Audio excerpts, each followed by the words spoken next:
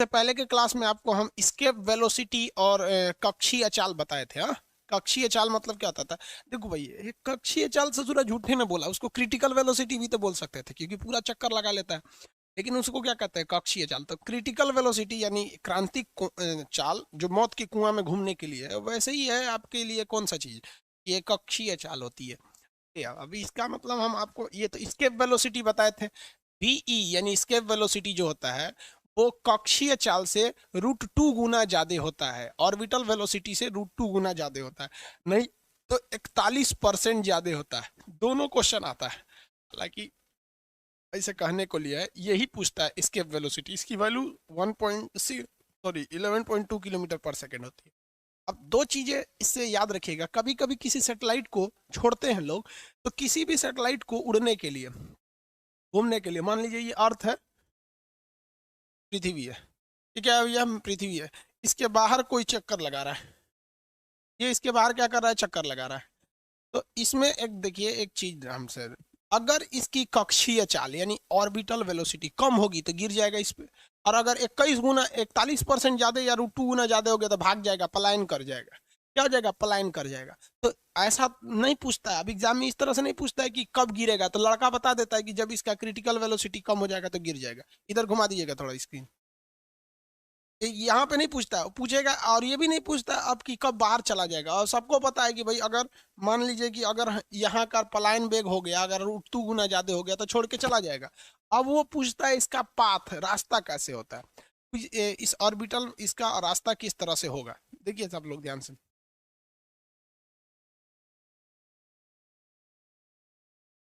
आगे बढ़े।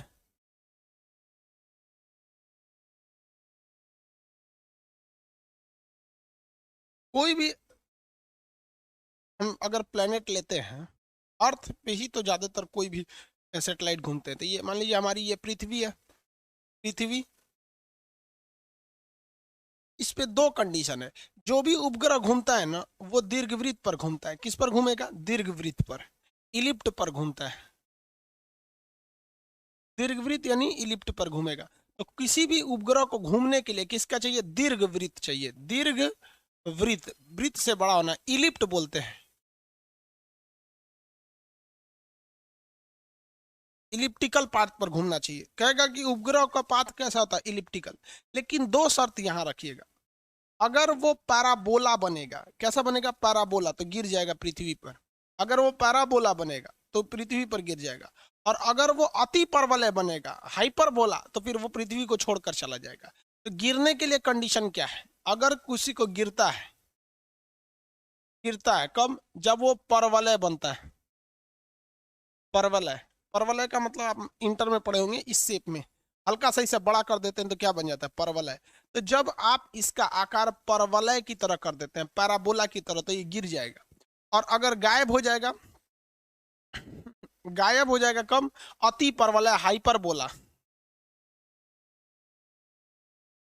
अति परवलय यानी हाइपरबोला अगर कर देंगे तो गायब हो जाएगा। चाइना ने एक सैटेलाइट छोड़ा था, उसका सैटेलाइट हुए गायब हो गया। रह गया हमारा, गायब हो गई, कौन चुरा लिया? अरे भाई अंतरिक्ष में से कोई चुराएगा नहीं, उसका जो पाथ था वो हाइपर बोला हो गया था। हाइपर बोला होने पर वो गायब हो जाता है। गायब होने का मतलब छोड़ के चला जाएगा, पृथ्वी को छोड़ के दूसरे ग्रह पर चला जाएगा। और परवलय होगा तो वो गिर जाएगा। तो चाइना का एक सैटेलाइट था ना, उसका रास्ता कैसा हो गया था?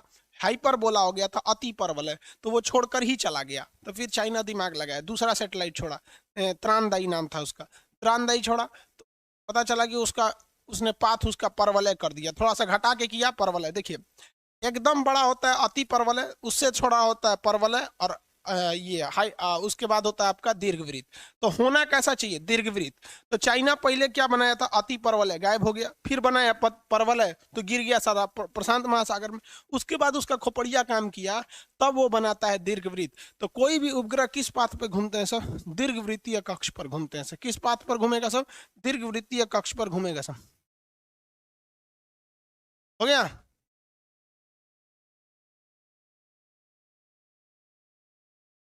किसी को कोई दिक्कत नहीं है? आगे बढ़ जाते हैं। ये तो दोनों में शर्त समझ में आ जाएगा, ये याद रहेगा आप लोग को शर्त। हालांकि ये पूछता नहीं है, बताने का बता दिए उपग्रह के बारे में। अब ग्रहों की गति संबंधी केपलर के कुछ नियम थे। ग्रहों के गति से संबंधित केपलर के कुछ नियम, उसको हम बाद में बताते हैं। पहले हम आपको ग्रह बता दे, सैटेलाइट बता देते हैं। सैटेलाइट उसे कहते हैं ऐसा पिंड जो किसी ग्रह का चक्कर लगाता है, उसे उपग्रह या सैटेलाइट कहते हैं। सैटेलाइट दो तरह से होते हैं। सैटेलाइट कितने तरह से? दो तरह से। एक होता है पोलर सैटेलाइट, एक होता है जियो स्टेशनरी सैटेलाइट। तो पहले हम लोग पोलर सैटेलाइट देख लेते हैं। पोलर सैटेलाइट एक होता है जियो पोलर को इंग्लिश में क्या कहेंगे? ध्रुवीय, ध्रुवीय उपग्रह। और एक होता है जियो स्टेशनरी, जियो जियो स्टेशनरी, इसे कहते हैं भूस्थैतिक, भूस्थैतिक, भूस्थैतिक। एक होता है जियो सिंक्रोनस, हल्का सा इसी को घुमा दीजिएगा तो वही बन जाता है। दोनों में ज्यादा का अंतर नहीं होता है। इन दोनों को पहले हम लोग समझ जाते हैं फिगर के हिसाब से। ये अर्थ है, ये हमारी पृथ्वी है भाऊ। इस पृथ्वी के चारों ओर घूमने वाले पिंड को क्या कहेंगे हम लोग? उपग्रह कहते हैं। ये उपग्रह अगर पोल, पोल किधर होता है? पृथ्वी का पोल या किसी भी ग्रह का पोल ऊपर नीचे होता है, तो पोल से याद रखिएगा ये ऊपर नीचे घूमेगा। ये ग्रह ऐसे चक्कर लगाते हैं। जब कोई उपग्रह पृथ्वी का चक्कर साउथ पोल से नॉर्थ पोल यानी पोल टू पोल चक्कर लगाए तो उसे क्या कहते हैं? पोलर। लेकिन अगर कोई ग्रह, अरे यार तुम लोग मच्छर लोग इस पे मत बैठा करो, और प्रिंट हो जाता है कुछ कुछ, सबको भी समझ में नहीं आता, क्लास करने चला जाता है मच्छर से। मच्छर नहीं है सही, मच्छरनी है सब। मच्छरवा सबको एक बार समझाओगे तो मान जाते हैं सर, इसे मनबे नहीं करती है सब। बायोलॉजी में पढ़ाएंगे ना, मच्छर बहुत शरीफ प्राणी है, वो शाकाहारी होता है। लेकिन मच्छरनी जो होती है वो खून चूसती है, मच्छर खून चूसने नहीं चूसता है। चलिए ध्यान दीजिए यहाँ पर। भू स्थिति किसे कहते हैं? जो विषुवत रेखा की ओर ऐसे ऐसे चक्कर लगाए, तो ऐसे ग्रह को हम क्या कहते हैं? भू स्थितिक कहते हैं, जियो सिंक्रोनस। दोनों में अंतर समझ में आ गया? नामे से स्पष्ट है भाई, पोल टू पोल घूमेगा तो पोलर सैटेलाइट। इसकी हाइट ज्यादा नहीं रखी जाती है, इसकी हाइट 600 से लेकर 800 किलोमीटर या 900 किलोमीटर तक रखा जाता है। इसकी हाइट जो होती है ये ज्यादा नहीं रखना होता है, क्योंकि ये पोल टू पोल घूमती है। 600 किलोमीटर से लेकर आप 900 किलोमीटर तक इसकी हाइट को रख सकते हैं। लेकिन इसकी जो हाइट होती है, इसकी हाइट बहुत ही ऊंची रखनी पड़ती है। इसकी हाइट को रखा जाता है 36,000 किलोमीटर। यहाँ कुछ भी मीटर में नहीं होगा, सब किलोमीटर में होगा। तो हाइट वाइज में ये ज्यादा हो गया और ये हाइट में क्या हो गया? कम हो गया।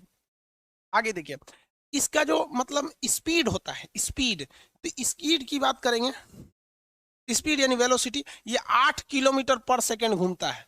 यानी पलायन अब ज्यादा कर दीजिएगा, आप खुद देखिए ना, इसमें √2 से गुणा करिएगा तो 11 हो जाएगा, भाग जाएगा। यहाँ पर 11.2 किलोमीटर कर देंगे तो भाग नहीं जाएगा यहाँ। तो ये इसका ऑर्बिटल वेलोसिटी है, स्पीड का ये वेलोसिटी। वहीं अगर आप इसकी स्पीड की बात करेंगे तो ये बहुत धीमा घूमता है, 3.14 किलोमीटर पर सेकंड। ये पाई की वैल्यू समझ जाइए। 3.1 क्या होता है? अरे 3.14 पाई नहीं समझे हैं? तो इसकी स्पीड धीमी होती है, ये बहुत धीमा धीमा जाता है, ये ज्यादा तेजी से नहीं घूमता है। इसका अगर आप टाइम पीरियड कहेंगे या फिर कहेंगे कि कितना चक्कर लगा देता है, तो इसका टाइम पीरियड या आवर्त काल, आवर्त काल, टाइम पीरियड, ये पृथ्वी इसका जो चक्कर लगाने का आवर्त काल है वो बहुत ही कम होता है। ये महज 84 मिनट के अंदर पृथ्वी का एक चक्कर लगा लेता है, 84 मिनट में लगा लेता है, 84 मिनट में इतना जल्दी लगा लेगा। इससे यही घाटा हो जाता है कि ये एक जगह पे नहीं रहता है। जैसे पृथ्वी घूम रहा, पृथ्वी तो कितना देर में घूमती है? 24 घंटा में। ये 84 मिनट में चक्कर लगाएगा। अभी दिल्ली के ऊपर है, कल चेन्नई के ऊपर, अभी थोड़ी देर के ऊपर कलकत्ता चल जाएगा, फिर कुछ देर ऑस्ट्रेलिया के ऊपर, कभी कहीं कहीं, ये भागते रहता है। इसलिए अगर आप इससे सोचिएगा कि हम निगरानी का काम कर ले, तो निगरानी कैसे करेगा? सोच रहा 24 देख रहे हैं, 1.5 घंटा में तो पृथ्वी का चक्कर लगा के चला रहा है। तो निगरानी करने के लिए एक ऐसा आदमी चाहिए जो 24 घंटा देखते रहे, तो वही ना निगरानी कर सकता है। यही सोच रहा चक्कर पकड़ कर रहा है। तब कितनी बार कमेंट कर रहे हैं सर? विकास सोनी जी एक ही चीज को कितनी बार कमेंट कर देते हैं? देखिए आवर्त काल इसका 84 मिनट। अब इसका जो आवर्त काल होता है, आवर्त काल, इसका जो टाइम पीरियड होता है आवर्त काल, ये होता है 24 घंटा। इससे फायदा क्या होता है? ध्यान से देखिएगा, फायदा क्या होगा। जैसे ये मान लीजिए ग्रह है, तो छोटा दिखेगा ही नहीं, ये है भू स्थितिक उपग्रह, ये ग्रह है। कौन सा है? जियो स्टेशनरी। ये हमारा चक्कर, हमको मान लीजिए पृथ्वी, तो पृथ्वी कितने देर में एक चक्कर पूरा लगाती है? 24 घंटा में। कितना देर में लगाएगी? 24 घंटा में हम एक बार घूम जाते हैं, अगला दिन हो जाता है, यही ना होता है। और इसको देखिए, ये पृथ्वी का चक्कर कितने देर में लगा रहा है, ये भी 24 घंटा में। इसका मतलब देखिए, ये है जियो स्टेशनरी सैटेलाइट, ये वाली, और हम है। अगर इसको यहाँ छोड़ दिए ना तो ये भी उतने स्पीड से चक्कर लगा रहा है जितना स्पीड से हम लगा रहे हैं। इसलिए इसको जिस शहर के ऊपर छोड़िएगा हमेशा उसी के ऊपर रहेगा। देखिए, ये हमेशा मेरे चेहरे के सामने ही बना रहेगा, हमेशा मेरे चेहरे के सामने। और वही अगर इसकी बात करेंगे, इसे जो है फटाफट चक्कर लगाता है, हम ऐसे घूमिए रहे, कभी आगे कभी पीछे कभी कैसे, तो इससे आप कभी भी निगरानी नहीं रख सकते, जबकि इससे निगरानी रख सकते हैं। इसे भू तुल्यकारी उपग्रह कहते हैं, क्योंकि भू मतलब होता है पृथ्वी, तुल्यकारी मतलब तुलना में सेम रहता है, भू तुल्यकारी उपग्रह कहते हैं। सबके अलग अलग काम होते हैं। देखिए, इसका काम क्या होता है, सैन्य काम में आते हैं, सैन्य सेना के काम में आते हैं। जैसे बॉर्डर के ऊपर छोड़ दिए, कश्मीर के ऊपर, तो जितने देर में पृथ्वी चक्कर लगाएगा उतने देर में ये भी लगाएगा, हमेशा दिन रात टुकुर टुकुर कश्मीर पे देखते रहेगा, कौन आतंकवादी घूमा, कौन कैसे गया यहाँ पर। दूसरा, इससे हम संचार का काम कर सकते हैं। किससे? संचार, यानी जियो का सैटेलाइट, मतलब जितने भी टेलीकम्युनिकेशन सैटेलाइट से बातें होती है ना, वो इसी से होती हैं। जबकि इससे क्या किया जाता है, मौसम की भविष्यवाणी की जाती है। मौसम वगैरह की जानकारी देने के लिए किसका प्रयोग किया जाता है, पोलर सैटेलाइट का प्रयोग किया जाता है। आगे बढ़ जाए, किसका प्रयोग करेंगे, पोलर सैटेलाइट का प्रयोग करते हैं लोग। तो पोलर सैटेलाइट छोटे होते हैं, बहुत कम हाइट पे उड़ाए जाते हैं। जियो स्टेशनरी से 36,000 किलोमीटर की ऊंचाई पे उड़ाए जाते हैं। अब आपको भी जेन्युइन पता है कि भाई जीएस, इसको जब 36,000 किलोमीटर पर भेजना है तो तगड़ा रॉकेट चाहिए, तो उस रॉकेट को कहते हैं GSLV। GSLV, जियो स्टेशनरी सैटेलाइट लॉन्च व्हीकल, जियो स्टेशनरी सैटेलाइट लॉन्च व्हीकल। इसको कम ऊंचाई पर छोड़ना है तो polar satellite launch vehicle PSLV। GSLV और PSLV दो अलग अलग सैटेलाइट से, रॉकेट से इन्हें छोड़ा जाता है। 7 नवंबर को इसरो जो है एक बहुत 10 ठो सैटेलाइट छोड़ने जा रहा है, 7 नवंबर को छोड़ने जा रहा है। किसी को कोई दिक्कत नहीं है, वो सैटेलाइट को भारत छोड़ेगा 7 नवंबर को। 10 सैटेलाइट, विदेश के भी सैटेलाइट को छोड़े जाएंगे। तो पोलर सैटेलाइट और जियो स्टेशनरी सैटेलाइट से यही क्वेश्चन आते हैं। आपके लिए इतना बहुत है, समझ में आ गया। अब आगे बढ़े, किसी को कोई दिक्कत नहीं। सर, अर्थ पर जी का मान आता कहाँ से, मतलब इनका कहना है कि पृथ्वी खींचती क्या लिए। भैया, पृथ्वी भी एक तरह का चुंबक है।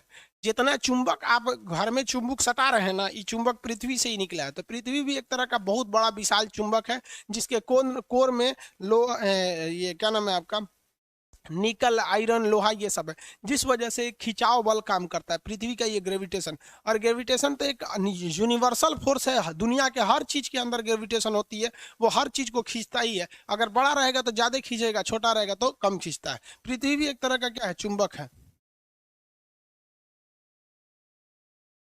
आगे बढ़ जाए। हैप्पी करवा चौथ सर। करवा चौथ आ गया क्या, आज है, आज करवा चौथ है। अरे, तो बहुत बढ़िया त्योहार होता है जी, पता नहीं है। करवा चौथ में ना पत्नी जो होती हैं सब, पति को ऐसे ना चलनी में देखती हैं सब कि उसकी उम्र लंबी हो। और जो लड़की होती है ना, गर्लफ्रेंड, वो बॉयफ्रेंड को ना चाय छन्नी में देखती हैं सब, उसको, मतलब उसका छोटा रूप होता है, पति का छोटा रूप है उसका यहाँ है। बहुत बढ़िया त्योहार है ये, देखो उसको याद है, एक ब्याह हो गया है कन्फर्म अरे हैप्पी करवा चौथ सब लोग को, भाई शादीशुदा लोगों को करवा चौथ अच्छा से मनाइए आप लोग। चलिए, यहाँ समझ में आ गया कि नहीं आ गया? सबको फिजिक्स याद नहीं रहेगा, लेकिन करवा चौथ याद रहता है, याद रहेगा ना। आगे बढ़िया। सर, यूपीएससी के लिए वीडियो बना दीजिए, बना देंगे बबुआ, टाइम नहीं मिल पाता है।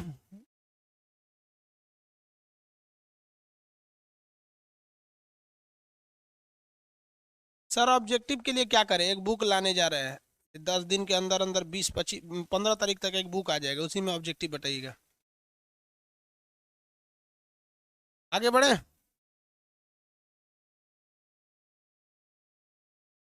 अमेरिका ने कौन सा सैटेलाइट लॉन्च किया था, आप देखिए, अमेरिका ने कौन सा सैटेलाइट लॉन्च किया था, ये परमाणु मूवी देखे हैं? अरे बाबू, थोड़ा एक बार दिमाग लगाओ, परमाणु मूवी देखे हो ना, तो सैटेलाइट देखते हो, आता है फिर चला जाता है, आता है फिर चला जाता है, आता है चला जाता है।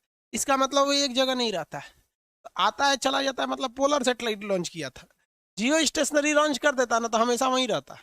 जियो स्टेशनरी अगर लॉन्च कर देता तो वो हमेशा का हमेशा वहीं रहता। तो अमेरिका ने एक गलती किया था यहाँ पर। आगे बढ़ जा। अमेरिका में आज रिजल्ट आने वाला है, अब देखिए कौन जीतते हैं।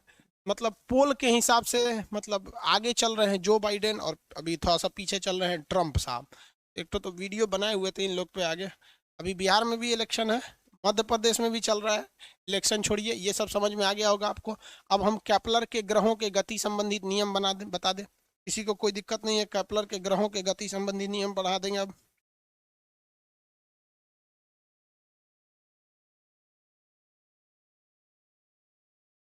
पीएसएलवी, अरे बाबू पीएसएलवी,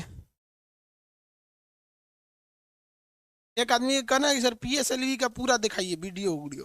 भाई दिसंबर में एग्जाम भी है ना, दो तरह के लड़के रहते हैं सर। एक लड़का कहता है कि सर पूरा वीडियो दिखाइए, पूरा ये दिखाइए। तो वीडियो वगैरह करने के लिए क्लास को पहले से रिकॉर्ड करना पड़ता है। और इसमें आप में एक ऐसे भी लड़के हैं सब जो कह रहे हैं कि सर आपसे सिलेबस नहीं खत्म हो पा रहा है, दिसंबर में एग्जाम है, तो हम किसको सुनेंगे भाई, दोनों बतिया अपने कहेगा सब। इनको भी देखना है, ये भी देखना है। देखिए पीएसएलवी जो होता है वो रेड कलर का होता है,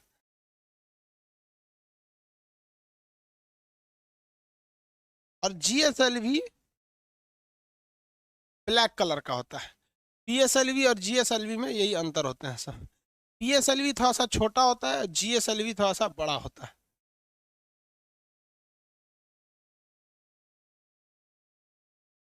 देखिए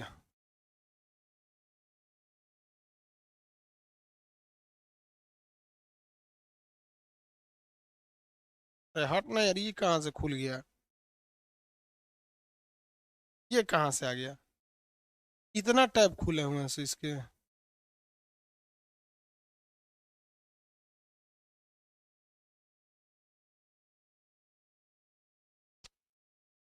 इसको बंदे कर देने में भलाई।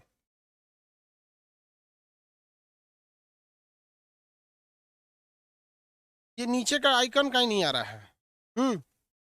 ये नीचे टेक्स्ट बार अभी तक अटका हुआ है, ये वाला हिस्सा प्लस करना है हमको।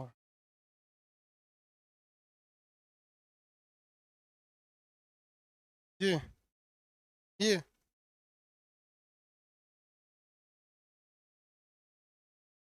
एक सेकंड बाबू रुक जाइए, पगला गया ये, कट गया जो पढ़ाए थे।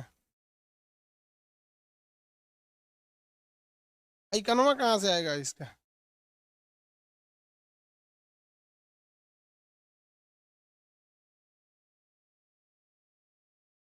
ये कैसे,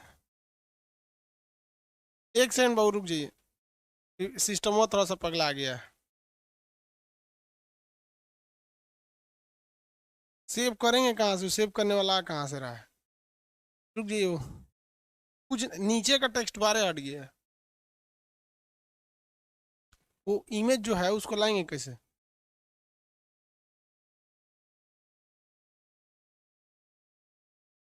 एक सेकंड बाबू रुक जाइए, दोबारा स्टार्ट करना पड़ेगा हटा इसी पे बस। अब तो वो झमेला हो गया, आएगा भी नहीं। अरे हाँ।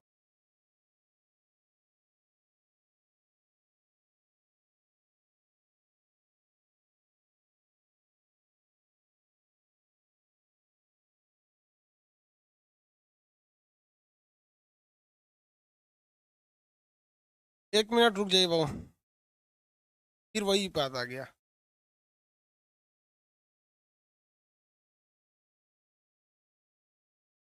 बाबू तो सिस्टम को 1 मिनट रुक जाइए थोड़ा, जब तक समझा देते हैं आपको।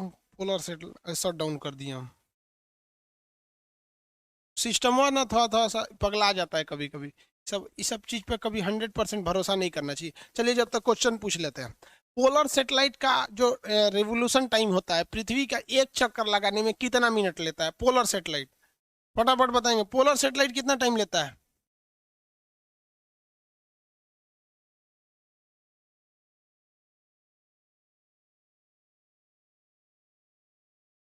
84 मिनट, वेरी गुड। जितने भी जितने भी आपके ये सब इंस्ट्रूमेंट होते हैं, टीवी हो गया, या जो आप मैच देख रहे होते हैं, या टेलीकम्युनिकेशन हो गया, सैटेलाइट हो गया, संचार हो गया, जितनी चीजें जो आप मोबाइल चला रहे होते हैं, ये पोलर सैटेलाइट से चलता है क्या, कि या जीएस जियो वो मतलब पोलर से चलता है या जियो स्टेशनरी से? कम्युनिकेशन किससे होता है? कम्युनिकेशन किससे होगा? कम्युनिकेशन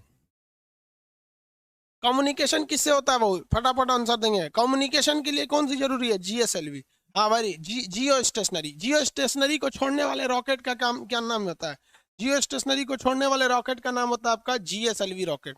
रॉकेट का नाम GSLV होता है। आगे बढ़ जाए, चलिए देखिए सही तो हो जाना चाहिए। GSLV होता है रॉकेट का नाम। आगे बढ़े,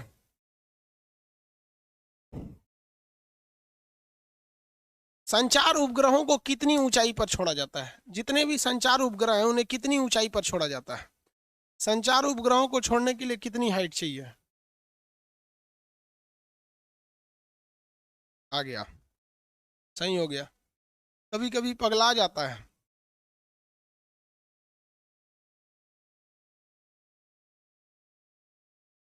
36,000 किलोमीटर, वेरी गुड। देखिए भाऊ, ये रेड कलर वाला जो है ना, रेड कलर वाला, ये रेड कलर वाले को हम लोग कहते हैं PSLV। PSLV polar satellite launch vehicle. बाकी ये भी GSLV है, ब्लैक कलर का, ये भी वही है GSLV। ये ज्यादा पावरफुल होता है GSLV। GSLV। और ये कम पावरफुल होता है, ये क्या होता है, कम पावरफुल होता है। और ये ज्यादा पावरफुल होते हैं सब। यहाँ से लेकर यहाँ तक में ये सेटेलाइट ये सब भरे रहते हैं, मतलब ये मेन ये वाला एरिया जो होता है इसमें सेटेलाइट रहते हैं सर, यहाँ पे। अब इसमें देखिएगा ध्यान से, इसमें कुछ कुछ टूट कर गिर रहे हैं सर, दिख रहा है ये टूट टूट कर गिर रहे हैं। ये इंसुलेटर लगाया जाता है इसके अंदर ताकि इसका टेम्परेचर गर्म ना हो। जब ये जाते हैं तो ये खुल कर गिर जाते हैं। कल्पना चावला का यही इंसुलेटर गिर रहा था ना, तो स्क्रैच आ गया था, जिस वजह से री एंट्री के समय टेम्परेचर बहुत ज्यादा बढ़ गया था, कल बताए थे हम आपको। अब इसमें ये जो चीजें होती हैं, साइड में ये लगा हुआ है, ये बूस्टर होता है। ये साइड में लगा है, ये क्या है, बूस्टर है। देखिए इसको दो वजह से लगाए जाते हैं बूस्टर। ये रॉकेट का मेन इंजन यहाँ लगा होता है, मेन इंजन, दोनों में मेन इंजन एकदम ऊपर होते हैं सर। ये नीचे वाले सॉलिड इंजन होते हैं और ये बहुत धीमी स्पीड को रखते हैं, क्योंकि जैसे जैसे आप नीचे रहते हैं, पृथ्वी के करीब रहते हैं, तो वहां घर्षण ज्यादा रहता है, धूल कण ज्यादा रहते हैं। जैसे जैसे आप अंतरिक्ष में जा रहे होते हैं, वैसे वैसे आपके पास हवाओं का घर्षण कम हो जाता है, धूल कण कम हो जाते हैं। इसलिए ऐसा किया जाता है कि नीचे का ये बूस्टर क्यों लगाया जाता है, पहले इसको समझिए। ये बूस्टर क्यों लगाया जाता है? आपको पता है कि सबसे ज्यादा जो जी की वैल्यू है, खींचने की क्षमता जो होती है, वो पृथ्वी पर होती है। इसलिए जैसे ये रॉकेट पृथ्वी को खींचेगा, छोड़ेगा, तो पृथ्वी बहुत तेजी से इन रॉकेटों को अपनी ओर खींचेगी। इसलिए शुरुआत में इन्हें ज्यादा एनर्जी की जरूरत है। तो ज्यादा एनर्जी की जरूरत होने के लिए मेन रॉकेट के साइड साइड में ये छोटे छोटे रॉकेट लगा दिए जाते हैं, जिसे हम कहते हैं बूस्टर, ताकि ये शुरुआत में ज्यादा लिफ्ट दे सके। थोड़ा सा ऊपर उड़ जाएगा ना, तो पृथ्वी के खिंचाव बल कम हो जाएगा, क्योंकि आपको पता है कि ऊंचाई पे जाने पर पृथ्वी खींचने की क्षमता कम हो जाती है। तो बूस्टर का काम समझ में आ गया। और जो मेन इंजन होता है, जो इसे 11.2 किलोमीटर पर सेकंड की स्पीड देता है, मेन इंजन कितना स्पीड दे देता है, 11.2 किलोमीटर पर सेकंड इसके वेलोसिटी देता है। ये लास्ट में होता है, ताकि वह हवाओं के एरिया को क्रॉस कर जाए। केवल 600 किलोमीटर तक ही हवाएं मिलेंगी, उसके बाद हवा नहीं मिलती है, ऑक्सीजन खत्म हो जाता है। तो जब वो ये 600 किलोमीटर धीरे धीरे गति से पार कर जाता है ना, तो ये सारे टुकड़े खुल के नीचे गिर जाते हैं। इसलिए जब भी कभी सैटेलाइट को लॉन्च किया जाता है रॉकेट से, तो वो सैटेलाइट को लॉन्च करने के लिए समुद्र के किनारे लॉन्च किया जाता है, ताकि ये सारे टुकड़े खुल के गिरेंगे तो समुद्र में ही गिरते हैं। शुरुआत में ही क्रायोनिक इंजन स्टार्ट नहीं किया जाता है। क्यों? क्योंकि वो 11.2 किलोमीटर पर सेकंड का स्पीड देगा। शुरुआत में हवाएं इतनी आंधी उधी चलती है कि घर्षण से खत्म हो जाएगा। तो दो ही चीज इसमें समझने वाली थी। बूस्टर क्यों लगाया जाता है निचले फेज में? क्योंकि जब वो रॉकेट पृथ्वी को छोड़ रहा होता है तो उस पर खिंचाव बल ज्यादा लगता है, इसलिए उसे एक्स्ट्रा एनर्जी दिया जाए। शुरुआत में ही क्रायोनिक इंजन क्यों नहीं लगा दिया जाता है? शुरुआत में धीरे धीरे क्यों छोड़ा जाता है? इसलिए छोड़ा जाता है ताकि वो हवाओं और घर्षण धूल कर को छोड़ के हवा में एकदम आसमान में चला जाए। उसके बाद जब क्रायोनिक इंजन स्टार्ट करेंगे तो धड़ाक से पहुंचा देगा। समझ में आ रहा है कि नहीं आ रहा है? किसी को कोई दिक्कत नहीं है? ये था PSLV और GSLV, दोनों में अंतर समझ में आ गया?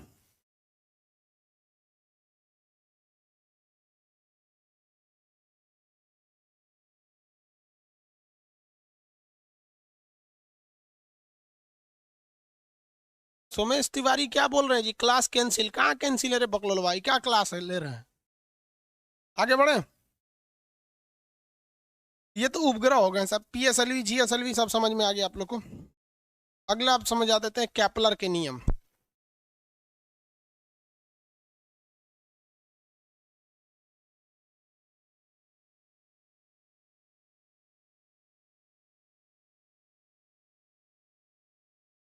कैपलर के ग्रहों के गति संबंधी कैपलर के नियम देखिए। केपलर साहब ने 3 नियम दिया था ग्रहों के गति से संबंधित। इनका 3 नियम में क्या क्या थे?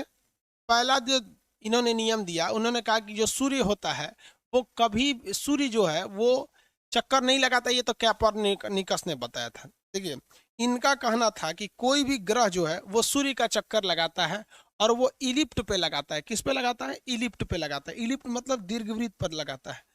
ग्रह चक्कर किस पे लगाते हैं? दीर्घवृत्त पर लगाते हैं। तो ये हो गए भाई इनका पहले नियम। पहला नियम क्या कहता है? कोई भी ग्रह किस पर चक्कर लगाता है? तो दीर्घवृत्त पर लगाता है। हमेशा याद रखिएगा, पहला नियम दीर्घवृत्त पर लगाता है। दूसरा नियम कहते हैं कि किसी भी ग्रह का जो एरियल वेलोसिटी होता है, एरियल वेलोसिटी वो कांस्टेंट रहता है। यहीं पे नहीं समझ में आएगा एरियल वेलोसिटी होता क्या है। एरियल वेलोसिटी किसे कहते हैं?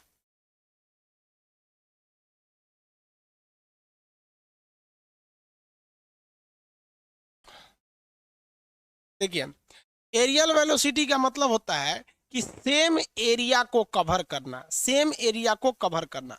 पहला नियम क्या था? कि कोई भी ग्रह जो चक्कर लगाते हैं वो दीर्घवृत्त पर चक्कर लगाते हैं। दीर्घवृत्त को इंग्लिश में क्या कहते हैं? इलिप्ट कहते हैं। इलिप्ट, इलिप्ट पर चक्कर लगाते हैं। दूसरा कहता है कि क्षेत्रीय चाल, क्षेत्रीय चाल का मतलब होता है एरियल वेलोसिटी। दूसरा नियम एरियल वेलोसिटी से है, ये समझ में नहीं आता है जल्दी। वेलोसिटी समझिए कैसे। इनका कहना था कि सूर्य का जो चक्कर लगा रहे हैं, जो भी प्लेनेट है, सन का जो चक्कर लगा रहे हैं, ये जिस ऑर्बिट में चक्कर लगाते हैं तो एक सेम टाइम में सेम एरिया को कवर करते हैं। यही नहीं समझ में आएगा। देखिए, अगर कोई हम अर्थ की ही मानते हैं, अगर अर्थ यहाँ पर है, सपोज कीजिए कि अर्थ यहाँ है, अगले 1 महीने में अर्थ यहाँ चली गई, 1 महीने में यहाँ चली गई, तो ये टाइम ड्यूरेशन कितना है? 1 मंथ है। टाइम ड्यूरेशन 1 मंथ है, 1 महीना है, 1 मंथ है। 1 महीने में अगर ये यहां से यहां चली गई तो कितना एरिया कवर किया? तो इसको यहां से मिलाते हैं, इसको यहां से मिलाते हैं और इसको यहां से कर देते हैं। ये इतना एरिया कवर किया 1 महीने में, यही ना एरिया कवर किया। तो इनका कहना था केपलर का कि हर महीने ये इतना ही एरिया को कवर करेगा, हर महीने इतने एरिया को कवर करेगा, 1-1 महीने पे, क्योंकि जो जितना एरिया ये कवर करता है उसमें कोई कमी नहीं आती है। तो यहाँ तो कंफ्यूजन में हो जाएंगे। कैसे? देखिए, तो अगर ये 1 महीने में यहाँ से यहाँ आया इस साइड में घूमते हुए, तो ये तो बहुत कम एरिया कवर किया।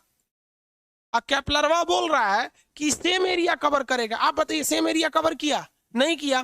तब केपलर साहब ने समझाया था, उन्होंने कहा कि हमारा नियम गलत नहीं है। देखो, जब भी कोई प्लेनेट होता है, जब वो सूरज का चक्कर लगाता है, तो जब वो सूरज के करीब आता है तो उसकी वेलोसिटी बहुत ज्यादा बढ़ जाती है।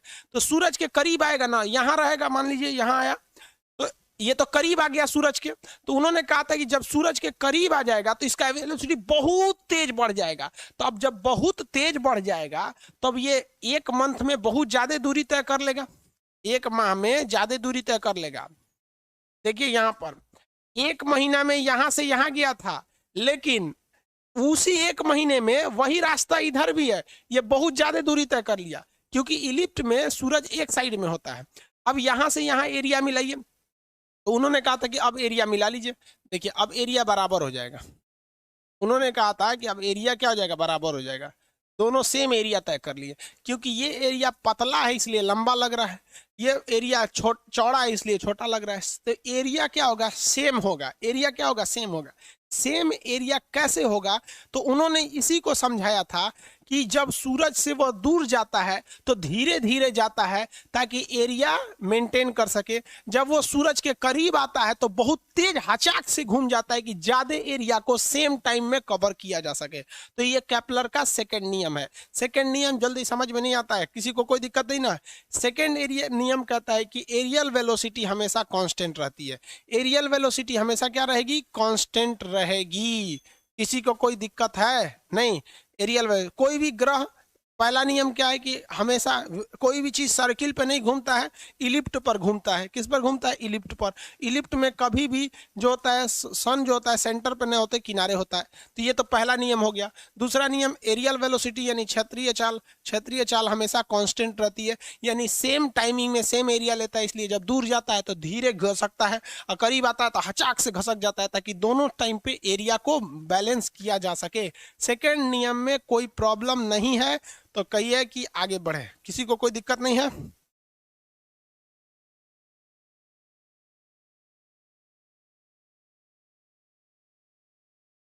सैटेलाइट एनर्जी कहां से लेती है? उसमें सोलर सेल लगा होता है, बैटरी से चार्ज हो जाती है सूरज में, क्योंकि सूरज की रोशनी तो पड़ते रहती है, सोलर से चार्ज हो जाता है। आगे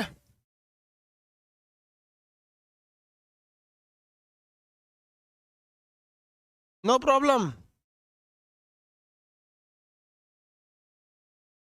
किसी को कोई दिक्कत नहीं है? एरियल वेलोसिटी समझ में आ गया?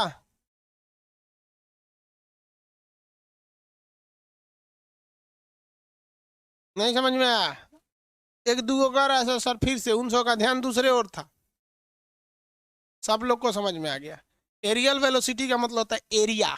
एरिया सेम एरिया, एक महीने में यहां से यहां गया तो इस एरिया को सेंटर से मिलाइए सूरज से, देखिए कितना एरिया तय किया है। केपलर ने कहा था कि हर हाल में हर महीने इतना इतना एरिया को कवर करेगा, इसलिए जब ये करीब आएगा तो इसको इतना एरिया को ध्यान में रखना है। तो इसलिए यहाँ बहुत तेज घूमेगा ताकि ज्यादा से ज्यादा एरिया कवर किया जा सके इस छोटी सी दूरी में, ताकि इसके बराबर हो सके। ये इसका सेकेंड नियम था। थर्ड लॉ देखते हैं, केपलर का थर्ड लॉ। ये केपलर का थर्ड लॉ आप लोग इंटर में तो पढ़े ही होंगे, पढ़े तो सब है, याद रहे तब तो।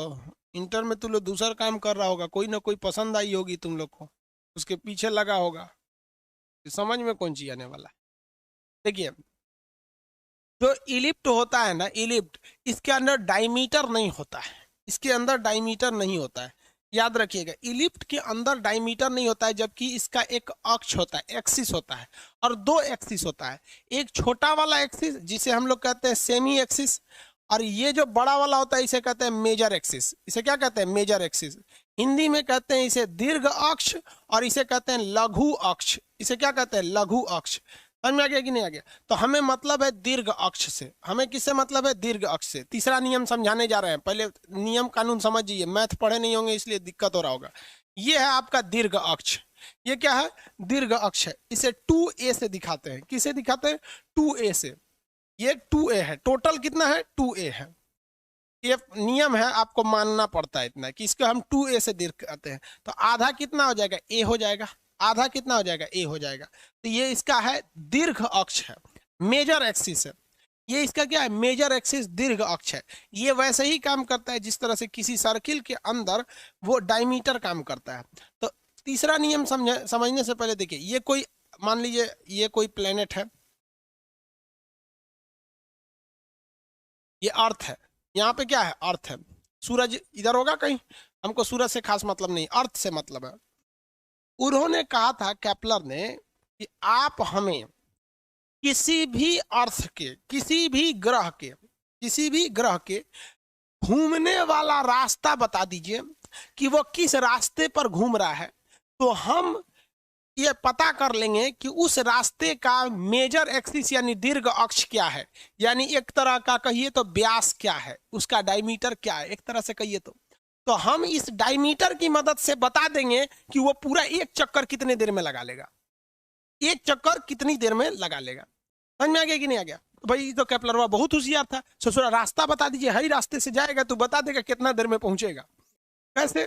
तो उन्होंने कहा था कि देखिएगा, तो square of time period is directly proportional to cube of semi major axis, Hindi कहते हैं। कैसे? समझिए, उन्होंने कहा था कि ये कितने देर में चक्कर लगाएगा, इसको पता करने के लिए, यानी इसका टाइम पता करने के लिए हमको पता रहना चाहिए इसका मेजर एक्सिस का आधा वैल्यू।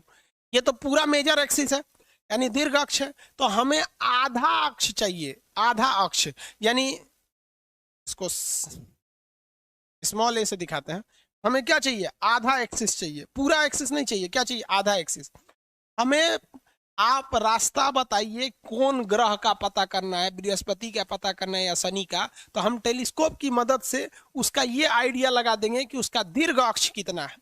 तो दीर्घ अक्ष निकाल लेंगे, तो दीर्घ अक्ष का आधा करेंगे तो अर्ध दीर्घ अक्ष, इसके हेल्प से हम इसका टाइम पीरियड निकाल लेंगे। तो लोगों ने कहा कैसे, तो कहा कि देखो, अगर तुम इसका क्यूब करते हो, इसका क्या करते हो, क्यूब करते हो, तो वो क्यूब इसके स्क्वायर के डायरेक्टली प्रोपोर्शनल होता है।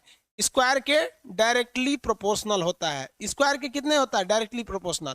मतलब square of time period of any planet is directly proportional to cube of semi major axis. नहीं समझ में आ गया कि आवर्त काल का वर्ग, आवर्त काल का वर्ग उसके अर्ध दीर्घ अक्ष के, पूरे दीर्घ अक्ष के नहीं, अर्ध दीर्घ अक्ष के तृतीय घात यानी पावर 3 के कैसा होता है, समानुपाती होता है।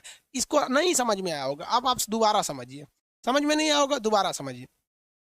मान के चलिए, ध्यान से देखिए कि हम ये मान लेते हैं कि इसका ये जो है ना, ये चीज, ये 8 किलोमीटर, कितना है, 8 किलोमीटर स्क्वायर। कोई एक वैल्यू ले लेंगे, आपको आराम से समझ में आएगा। जैसे इसी चीज का हम लोग मान के चलिए, यहाँ पर ये टोटल दूरी कितनी है, टोटल दूरी मान लीजिए 16 है, तो अर्ध दीर्घअक्ष कितना हो जाएगा, 8। क्योंकि इधर भी हम एक न्यूमेरिकल मान के चलते हैं, 8 किलोमीटर ये भी, 8 किलोमीटर ये भी मान के चलते हैं। तो यहां से निकालेंगे अगर हम लोग इसका वैल्यू, तो कैसे निकलेगा, देखिए 8 का स्क्वायर करेंगे, 8 हटाई 4, ये टोटल 8 मान लीजिए, क्योंकि कटेगा नहीं, फिर लंबी वैल्यू आ जाती है, कटेगा नहीं। टोटल अगर 8 मान लेते हैं तो इधर कितना होगा, 4, इधर कितना हो जाएगा, 4। तो यहाँ पे अर्ध दीर्घ अक्ष कितना है, 4, तो 4 का स्क्वायर करेंगे, 4 चौको 16, चौको 64, तो इधर कितना हो गया, 64। इज डायरेक्टली प्रोपोर्शनल, ये डायरेक्टली प्रोपोर्शनल किसके हो जाएगा, टी स्क्वायर का। हमको टी का वैल्यू थोड़े पता है, हमको टी का वैल्यू थोड़ी पता है, हमको तो टी निकालना है, यानी कितने देर में चक्कर लगाएगा। केपलरवा यही ना बोला था कि हमको केवल रास्ता बता दो, हम बता देंगे कितने देर में चक्कर लगाएगा। तो देखिए, तो टी टी डायरेक्टली प्रोपोर्शनल कितना हो जाएगा, 8, स्क्वायर करेंगे तो कितना आ जाएगा, 8। कितने में चक्कर लगा लेगा, 8 घंटा लगा लेगा मान लीजिए। अगर इसे घंटा लिए हो तो उसे किलोमीटर में लेना पड़ेगा। मतलब कहने का सेंस क्या है, अब इतना हम यहाँ पे 4 क्यों लिए हैं, क्योंकि अच्छा से कट जाएगा, और नहीं लेते तो फिर दशमलव में आता तो आपको कंसेप्ट समझने में दिक्कत आ जाता। दोबारा समझिए, बहुत बहुत टेढ़ा है ये तीसरा का नियम। केपलरवा बोला तीसरा का नियम से, क्या बोला कि कोई भी ग्रह अगर चक्कर लगा रहा है, कोई भी ग्रह क्या कर रहा है, चक्कर लगा रहा है, तो ससुरा कितना देर में एगो चक्कर लगाएगा ये हम बताएंगे। बस तुम ये बताओ कि इसका दीर्घ अक्ष कितना है। दीर्घ अक्ष अगर बता देगा तो हम आधा कर लेंगे हचाक से कि अर्ध दीर्घ अक्ष, और अर्ध दीर्घ अक्ष का तृतीय घात यानी 4 के पावर 3, तो 4 के पावर 3 का 4 चौको 16, चौको 64, यही हो जाएगा उसका टाइम पीरियड। लेकिन ये टाइम पीरियड से डायरेक्ट नहीं आता है, ये उसके टाइम पीरियड के स्क्वायर की वैल्यू है, तो इसको स्क्वायर रूट निकाल देंगे तो टाइम पीरियड की वैल्यू निकल जाएगी। केपलर के कितने नियम थे, 3 नियम। केपलर के कितने नियम, 3 नियम। तीसरा नियम क्या है, टाइम पीरियड का जो स्क्वायर होता है वो सेमी मेजर एक्सिस के क्यूब के बराबर होता है। किसी ग्रह के, दोबारा याद करिए ध्यान से, आप गहराई से समझिए उसके बाद बोलिए, किसी ग्रह के आवर्त काल का स्क्वायर जो होता है, आवर्त काल का स्क्वायर उसके अर्ध दीर्घअक्ष के तृतीय घात के समानुपाती होता है। यानी डायरेक्ट आपको आवर्त काल नहीं निकलेगा, आपको उसके स्क्वायर की वैल्यू निकलेगी। जब किसी चीज के स्क्वायर की वैल्यू निकलेगी तो उसका स्क्वायर रूट निकाल के उसकी ओरिजिनल वैल्यू निकाल लेंगे आप लोग। समझ में आया कि नहीं आ गया। टोटल कितने नियम दिए थे केपलर साहब ने, 3 नियम। केपलर के ग्रहों के गति संबंधी 3 नियम, तीनों नियम यहाँ पर लिख दिए हम। पहले नियम से अर्ध दीर्घ किस पर घूमता है, दीर्घवृत्त पर घूमता है, न कि वृत्त पर। सूरज उसके कहाँ होता है, फोकस यानी एक कोना पर रहता है, किसी एक फोकस पर रहता है। दूसरा, क्षेत्रीय चाल नियत रहता है, जिससे यह पता चलता है कि ग्रह जब करीब आते हैं तो उसकी वेलोसिटी इंक्रीज कर जाती है, बढ़ जाती है। तीसरा नियम क्या था कि square of time period is directly proportional to cube of semi major axis. आवर्त काल का जो वर्ग होता है वो अर्ध दीर्घअक्ष के तृतीय घात के समानुपाती होता है। इतना याद हो गया, समझ में आ गया कि नहीं आ गया, बोलेंगे किसी को दिक्कत।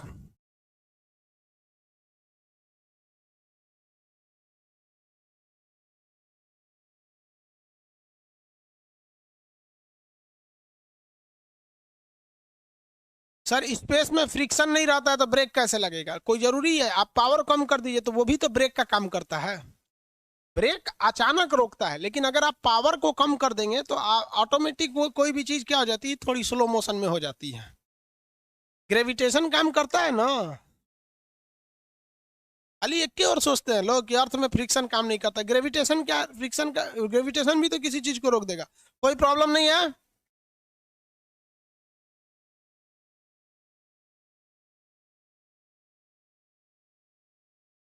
समझ में आ गया?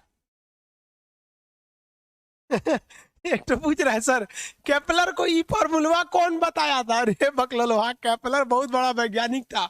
उसने निकाला था, 11 साल के मेहनत से उसने निकाला, जोड़ घटा के। कैसे कैसे निकाला? टेलीस्कोप उलस्कोप की मदद से। पूछ रहा है सर केपलर को ई फॉर्मूला कौन बताया? अरे केपलर को कोई नहीं बताया रे भाई, वो खुद से रिसर्च करके बनाया। किसी को कोई दिक्कत नहीं केपलर के तीनों नियम से। ग्रेविटेशन को चैप्टर कंप्लीट हो गया आपका।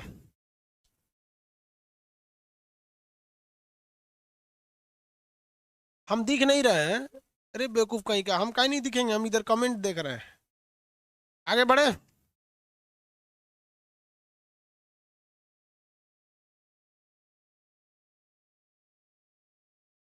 अरे भाई कोई दिक्कत नहीं ना। ग्रेविटेशन चैप्टर में आपको हर एक चीज बता दी है। जो जो चीज बताए थे ग्रेविटेशन में कि ये चीजें जरूरी हैं ग्रेविटेशन के लिए, वो सारी चीजों को हम आपको बता दिए। और ज्यादा चक्कर पकड़ करिएगा ना तो फिर रह जाएंगे यहीं पे ग्रेविटेशन वगैरह में। किसी को कोई दिक्कत नहीं है? आगे बढ़ जाए। जी असल इसी सब समझाए, एक बार रिवीजन करा देते हैं। ग्रेविटी का एक बार रिवीजन करा देते हैं। ग्रेविटी रिवीजन देखिए। सबसे पहले गुरुत्वाकर्षण की खोज न्यूटन साहब ने किया था। ये कैसा बल है ग्रेविटेशन में? तीन चार चीज तो सबसे पहला है। इनको किसने खोजा था भाई साहब? ग्रेविटेशन फोर्स को न्यूटन ने। ये इसका रेंज कैसा होता है? बहुत भयानक होता है। इसका रेंज बहुत ज्यादा होता है, बट इसका पावर क्या होता है? कम होता है। पावर हमेशा कम होता है। पावर क्या होता है? कम होता है। किसी को कोई दिक्कत नहीं? ग्रेविटेशन फोर्स के लिए फॉर्मूला क्या था? F बराबर capital G m1 m2/r²। Are square, यानी दो चीजों के बीच की अगर आप दूरी को बढ़ाते हैं तो उनके बीच लगने वाला जो ग्रेविटेशन फोर्स है वो घट जाएगा, और करीब रहेंगे तो ग्रेविटेशन फोर्स बढ़ जाएगा। तो ये तो पहला नियम हो गया इसके हिसाब से। दूसरा भी अब आपको बताई थी। अब तो इतना समझदार हो गए लोग ग्रेविटेशन में कि अब अपने से समझ जाएंगे। दोनों चीज का अगर मास बढ़ाइएगा, मतलब बड़े बड़े आकार के रहेंगे, तो भी ग्रेविटेशन फोर्स बढ़ जाएगा। तो आकार बढ़ाना है तो भी बढ़ सकता है, नहीं तो दूरी घटाएंगे तो भी बढ़ सकता है। दूसरा फॉर्मूला था कैपिटल जी और स्मॉल जी में रिलेशन। स्मॉल जी बराबर कैपिटल जी m/r² था। स्मॉल जी बराबर कैपिटल जी m/r² था। यहां तक बताया था ना?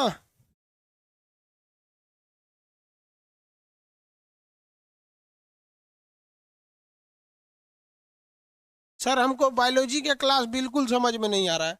अजब हाल है भाई, आपको समझ में नहीं आ रहा है, बाकी लड़कों को भी समझ में आ रहा है। ट्रक का माल टेम्पू में लोड नहीं होता है। हमको समझ में नहीं आ रहा है भाई। अब आप पता चला कि नर्सरी के लड़का को उठा के बैठा देंगे तो नहीं ना समझ में आ जाएगा? बेवकूफ वाला बात बोलते हैं। ए टू जेड कौन सा चीज है जो उसमें नहीं बताया गया बायोलॉजी में? ये बोलिए ना, कौन सा चीज समझ में नहीं आ रहा है? सीधे बोलता है बायोलॉजी समझ में नहीं आ रहा है। अब आप कहिएगा कि हमसे बोलिएगा तब तो सर जी ये स्मॉल जी समझ में नहीं आ रहा है, लिफ्ट का टॉपिक समझ में नहीं आ रहा है, आप बता दीजिए। केपलर का दूसरा नियम नहीं समझ में आ रहा है, बता दीजिए। समझ में आता है बउआ? अब तू सीधे बोलेगा सर फिजिक्स से समझ में नहीं आ रहा तो चल जो। भाई कोई टॉपिक होगा आप बताएंगे तब ना, कि सीधे बोलेंगे समझ में नहीं, इसका मतलब आप उतना नहीं है आप। गधा को घी नहीं पचता है। देखिए ध्यान से, यहाँ ये जी हो गया। स्मॉल जी कैपिटल जी में रिलेशन भी बता दिए थे। अगर जी की वैल्यू बढ़ाए, इसमें इसमें रिलेशन सीधा था, उल्टा था। इसका कई चीजों पे बता दिए थे, जी की वैल्यू पर असर बता दिए थे, लिफ्ट बता दिए थे। बता दिए थे कि नहीं? जी की वैल्यू में हम बताए थे आपको, जी की वैल्यू कैसे कैसे चेंज होता है। एक घूर्णन के आधार पर बताए थे, एक आपका साइज के आधार पर बताए थे, विषुवत रेखा वगैरह पे, विषुवत रेखा पे, ऊंचाई पर बता दिए थे, गहराई पर बता दिए थे, लिफ्ट में बता दिए थे, केपलर का नियम हो गया, सेटेलाइट्स वगैरह हो गए, सब जी का वैल्यू का न्यूमेरिकल वगैरह सब बता दिए थे। इसमें किसी को कोई दिक्कत नहीं ग्रेविटेशन चैप्टर में? ग्रेविटेशन एक फोर्स है, हम सब एक दूसरे को खींच रहे हैं, लेकिन इतना नगण्य मात्रा में खींच रहे हैं कि उस फोर्स का असर ही नहीं करता है। जैसे हवा भी तो हमें ढकेल रही है, आगे की हवा हमें ढकेल रही है, कहाँ गिर रहे हैं? क्योंकि उसका प्रेशर बहुत ही कम है। प्रेशर कम होने की वजह से वो हवा हमें ढकेलती है, लेकिन हम गिर नहीं पाते हैं। आगे बढ़ते हैं, किसी को कोई दिक्कत नहीं? अब इसके बाद SHM।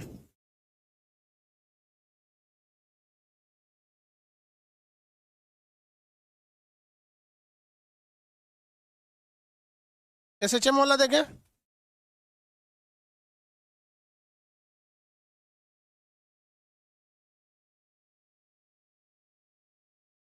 किसी को कोई दिक्कत नहीं?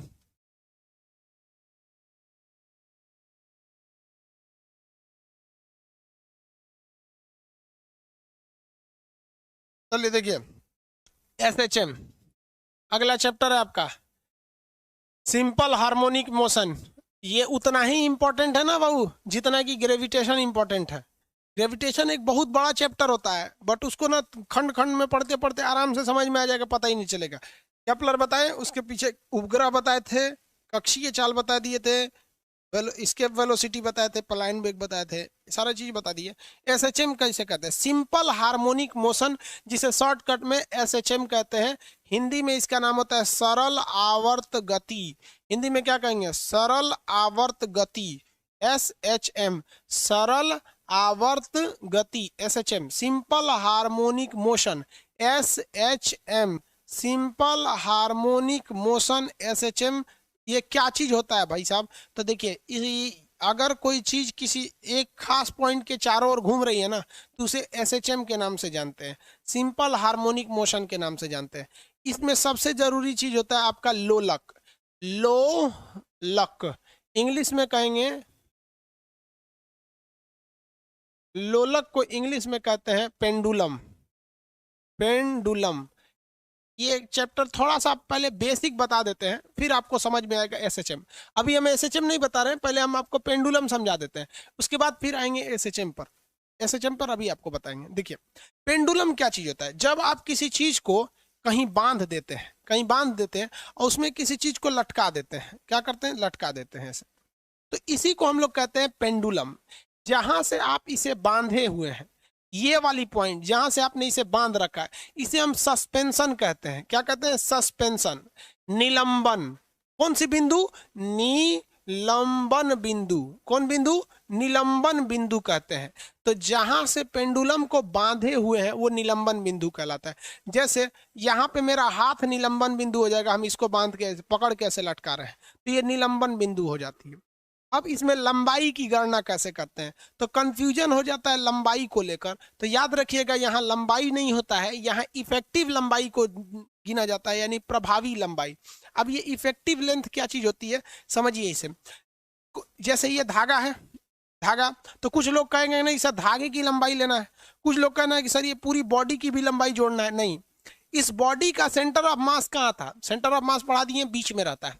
तो इस बॉडी का सेंटर ऑफ मास यहाँ था, तो सेंटर ऑफ मास से लेकर इस सस्पेंशन पॉइंट तक की जो लंबाई होती है इसे L कहते हैं, जिसे हम लोग इफेक्टिव लेंथ कहते हैं। इफेक्टिव लेंथ या फिर प्रभावी लंबाई, प्रभावी लंबाई, प्रभावी लंबाई होती है। अब इसके बाद हम आपको SHM समझाएंगे। अभी तो SHM थोड़ी समझे, अभी तो पेंडुलम समझे। रस्सी में बांध के किसी लोटा या घैली को इसे इसे घुमाइएगा तो वो क्या हो जाता है? आपका लोलक बन जाता है, पेंडुलम बन जाता है। पेंडुलम में निलंबन बिंदु किसे कहते हैं? जहां से आपने उसे बांध रखा है। और लंबाई कहाँ तक लिया जाता है? क्या धागे की लंबाई लेते हैं? नहीं, धागे की लंबाई प्लस इसका सेंटर ऑफ मास जोड़ते हैं, पूरी बॉडी को नहीं जोड़ते, सेंटर ऑफ मास जोड़ते हैं। जैसे यहाँ पे हम आपको बता देते हैं, यहाँ ये तो हो गया भाई सस्पेंशन पॉइंट। यहाँ से हम इसमें किसी बाल्टी को लटका दिए हैं, यहाँ पे इस तरह से, इस शेप में कुछ लटका दिए यहाँ पर। अब आप बताएंगे इसका इफेक्टिव लेंथ जो होगा यहाँ तक थोड़ी होगा, यहाँ ये टोटल लेंथ थोड़ी हो जाएगा इसका, ये लेंथ नहीं होगा इसका, पूरी ऑब्जेक्ट को नहीं लेना है, इसका सेंटर ऑफ मास यहाँ है, यहाँ से यहाँ तक की इसका लेंथ हो जाएगा, ये है आपका इफेक्टिव लेंथ। तो पेंडुलम में जो सिंपल हार्मोनिक मोशन SHM करता है, SHM तो अभी बता ही नहीं, इसलिए SHM पे दिमाग ही मत लगाइए। अभी मेनली दिमाग लगाना है पेंडुलम के 2 पॉइंट पर। आपको सस्पेंशन पॉइंट समझ में आना चाहिए कि लटका कहाँ से है, और इफेक्टिव लेंथ समझ में आना चाहिए। यही दो चीज है, अभी यही दो चीज बताए हैं, अब कल बताएंगे आपको एसएचएम क्या होता है। अब इस एसएचएम पे दो चीज का फर्क पड़ता है, लंबाई को बढ़ा देगा, लंबाई को घटा देगा। लंबाई को गुना बढ़ाएगा, 4 गुना 5 गुना इस तरह से, लंबाई को परसेंटेज में बढ़ाएगा घटाएगा, ये टाइप का। दूसरा क्वेश्चन पूछ देता है कि पेंडुलम में गर्मी को में क्या असर पड़ेगा और ठंड में क्या असर पड़ेगा। एक ये हो गया, गर्मी और ठंडी में पेंडुलम पे क्या असर पड़ेगा। दूसरा पूछता है किसी पेंडुलम को किसी उपग्रह में लेके चले जाएंगे तब क्या होगा, या अंतरिक्ष में लेके चले जाएंगे तब क्या होगा, सुरंग में लेके चले जाएंगे तब क्या होगा। इतना तो किसी को दिक्कत नहीं, यही पेंडुलम से क्वेश्चन आते हैं और ये इंपॉर्टेंट होते हैं। एसएचएम, फिर एसएचएम का समीकरण पूछ देता है और फिर प्रत्याने